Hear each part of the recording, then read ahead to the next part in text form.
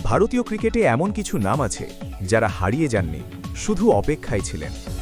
নিউজিল্যান্ডের বিরুদ্ধে 2026 সালের প্রথম ওডিআই সিরিজের আগে হঠাৎ করেই বদলে যেতে পারে ভারতের স্কোয়াডের ছবি। হার্দিক নেই, বুমরা বিশ্রামে, আর ঠিক তখনই দরজায় কড়া নাড়ছেন কয়েকজন ভুলে যাওয়া যোদ্ধা। আজ আমরা জানব কারা হতে পারেন ভারতের ওডিআই দলের সবচেয়ে বড় ওয়াইল্ড কার্ড এন্ট্রি। 2026 সালের 11ই জানুয়ারি থেকে ঘরের মাঠে নিউজিল্যান্ডের বিরুদ্ধে 3 ম্যাচের ওডিআই সিরিজ খেলবে ভারত। এই সিরিজের নেতৃত্বে থাকবেন শুভমান গিল, যাকে ভবিষ্যতের ওডিআই অধিনায়ক হিসেবে দেখছে টিম ম্যানেজমেন্ট। এই সিরিজের পরেই হবে 5 ম্যাচের টি-20 সিরিজ, যা সরাসরি প্রস্তুতি 2026 টি-20 বিশ্বকাপের জন্য।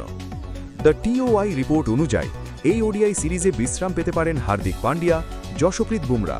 কারণ একটাই, ওয়ার্কলোড ম্যানেজমেন্ট। টি-20 বিশ্বকাপের আগে এই 2 ম্যাচ উইনারকে পুরো ফিট রাখতে চায় team India.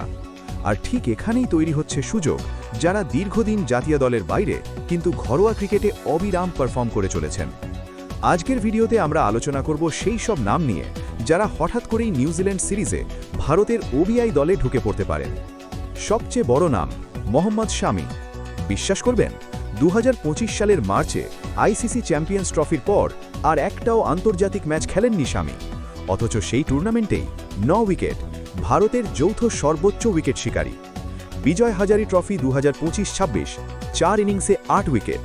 Syed Mushtaq Ali trophy 7 ম্যাচে 16 উইকেট। রঞ্জি ট্রফি 2025 7 ইনিংসে 20 উইকেট।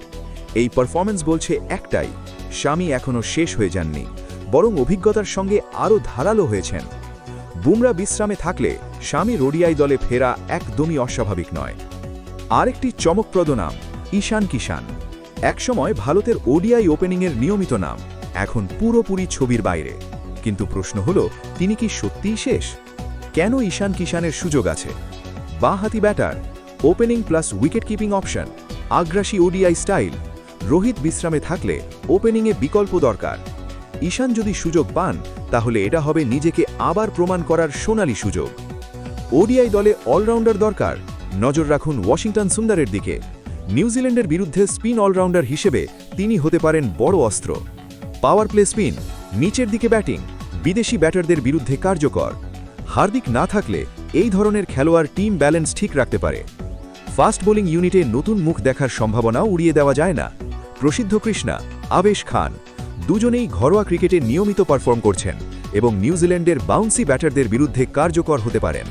এই নিউজিল্যান্ড সিরিজ শুধু একটি দ্বিপাক্ষিক সিরিজ নয়, এটা 2027 ওডিআই বিশ্বকাপের ভিত তৈরি করার প্রথম ধাপ। আর এই ধাপেই কিছু পুরনো নাম ফিরে আসতে পারেন নতুন গল্প লিখতে। আপনার মতে মোহাম্মদ শামির কি ওডিআই দলে ফেরা উচিত? ঈশান কিষান কি আরেকটা সুযোগ প্রাপ্য? কমেন্টে আপনার মতামত জানান। আর এমন ডিপ ক্রিকেট অ্যানালিসিস পেতে চ্যানেলটি লাইক, শেয়ার ও সাবস্ক্রাইব করুন।